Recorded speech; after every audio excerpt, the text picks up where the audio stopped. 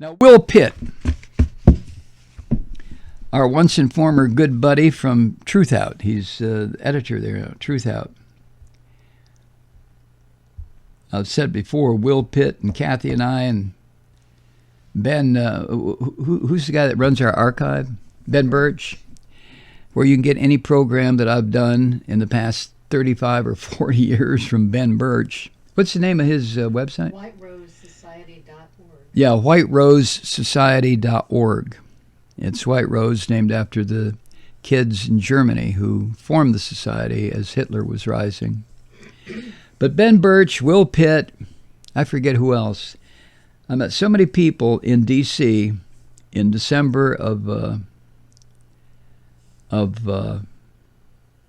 2002, right before Bush ordered the invasion of Iraq in 2003. I think it was November, December 2002. I only mention that because, you lose contact with people over the years. And if you're in a certain profession, if you're a school teacher, if you're a nurse, if you're a doctor, if you're a writer, if you're a broadcaster, whatever you do, at some point, even though you lose touch with people, you'll see their name pop up. And you go, oh, man, yeah, hey. How you doing, Will? Will Rivers Pitt. This is what he wrote at Truth Out. The header is, Fox News has been lying its aging viewers into early graves. Isn't that the fucking truth? I mean, let's have Will say it. That moment when you step back from yourself and realize every cell and fiber in your body is a gushing scream of fury and fear so encompassing that you are thrumming on a subharmonic level, yet simultaneously you are so quiescent that the purring cat asleep on your chest has no idea of your condition. That is my personal resting face today. That's a good sentence, Will. There are cruise ships stacked off the coast of Florida filled with sick people and corpses. 808 guests and 583 crew on the good ship Rotterdam, 442 guests and 603 crew on the Zaandam. Neither Florida's Republican Governor Ron DeSantis nor the Republican President of the United States, Donald Trump, seem to know what to do about it. Now, let me digress. I heard today on the television that both these ships are going to be allowed to dock in Florida. What happens then, who knows? CNN reported, quote, Trump on Tuesday night said he had planned to discuss the situation with DeSantis, end quote. Trump said, quote, people are dying on that ship, or at least very sick, but they are dying on that ship, so I'm going to do what is right, end quote. And as of this morning, those ships remain outside U.S. waters waiting for the word. Those ships, Will writes, and those trapped people are a metaphor for what the entire state of Florida, indeed whole swaths of red state America, are on the verge of experiencing, thanks entirely to an expeditious virus and the Republican hucksters who helped it spread. Thus far, COVID-19 has spent its wrath in places like New York, Seattle, Detroit. The storm is now coming to the farthest reaches, to Fox News, to the doorstep of Trump's most devoted adherents, and it will be a horror when it happens. The New York Times reported this, quote, a review of hundreds of hours of programming and social media traffic from January 1st through mid-March, when the White House started urging people to stay home and limit their exposure to others, shows that doubt, cynicism, and misinformation about the virus took root among many of Mr. Trump's boosters in the right-wing media as the number of confirmed cases in the United States grew, end quote. New York Times. Here, Will writes, is the present truth.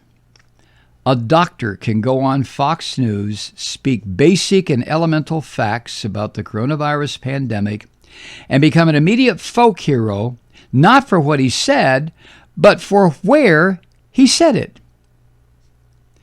Rishi Desai went on the mothership of right-wing falderall, live no less, and lit into the Trump administration's ongoing failure to get COVID-19 testing up and running on a national level. It was a moment of pure astonishment, a shard of light cracking the clouds.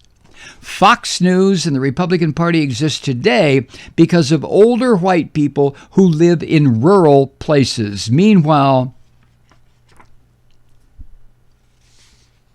the core personality of that pestiferous network, Sean Hannity, can almost simultaneously spend an entire broadcast melting down at critics who correctly point out that he, Hannity, and his co-workers have been lying to their own loyal viewers and putting them in early graves because protecting Trump is more important than protecting people in Florida or anywhere else.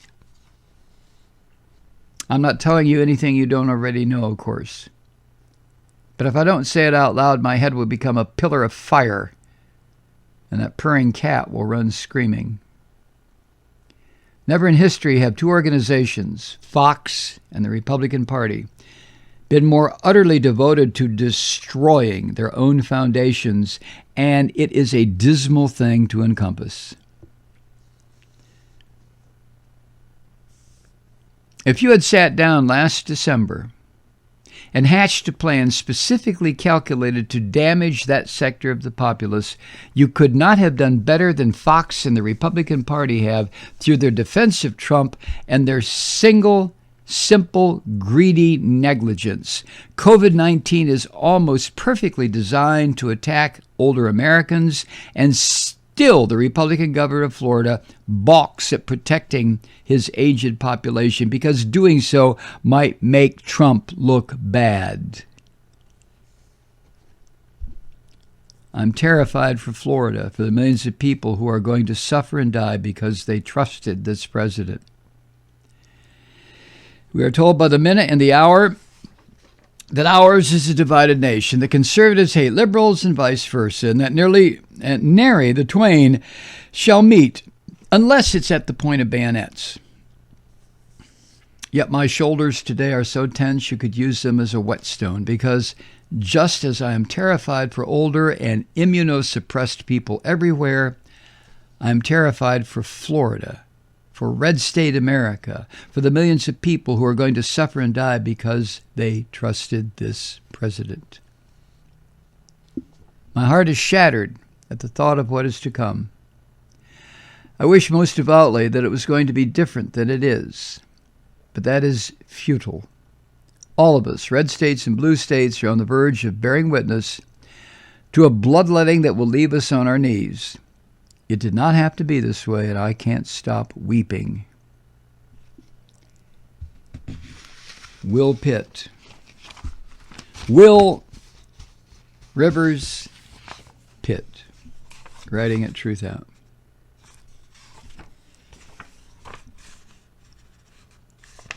If you are a regular follower of this podcast, you know that has been an ongoing issue of mine. Ever since Fox was found guilty of lying, even in their fucking promo, fair and balanced. You notice they dropped that a couple years ago. Fair and balanced. They were going to be the antidote to that dirty, filthy, rotten, stinking left-wing media in this country. And so they went on their mission of filling the airwaves with lies, distortions, bullshit. They hired some of the most corrupted liars in broadcast history, with the exception of the soon-to-be dead Rush Limbaugh. He still sits in his inner sanctum there and does his radio and video show. Not for much longer. But when Fox started hiring these right-wingers, it was like, but these are liars. These are people who will tell you it's noon when it's midnight. And then when you question them, they'll say, well, both hands were up at the 12, so, it could have been either one.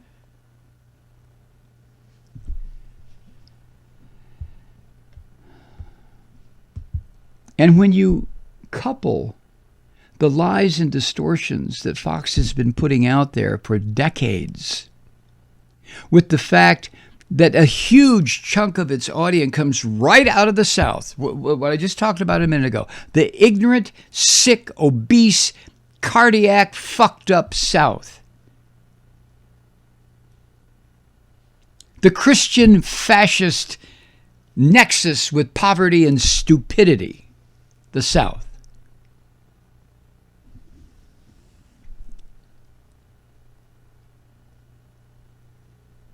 It then is no wonder that so many people in this section of the country are going to die.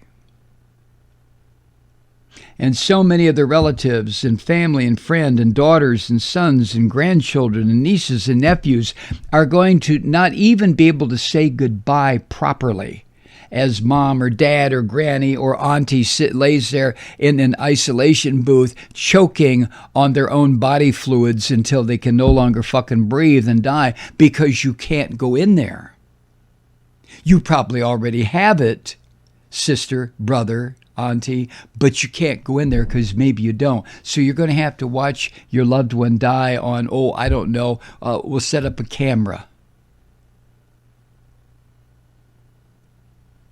But listen to Fox News. Keep doing it. Listen to Trump. Keep doing it.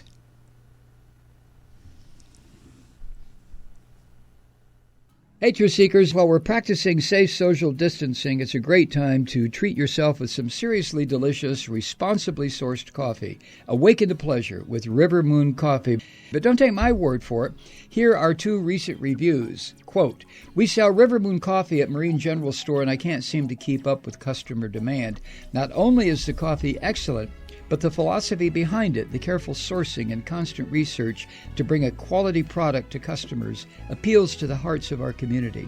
End quote. And here's one from a fellow Malloy listener. Quote, I love this coffee. I buy it in 5-pound bags. I especially love the Truth Seeker blend. End quote. Sounds like they're planning ahead for the apocalypse. Anyway, support a progressive small business that supports this program. Go to MikeMalloy.com and click on the River Moon Coffee link on the main page. You'll thank me later.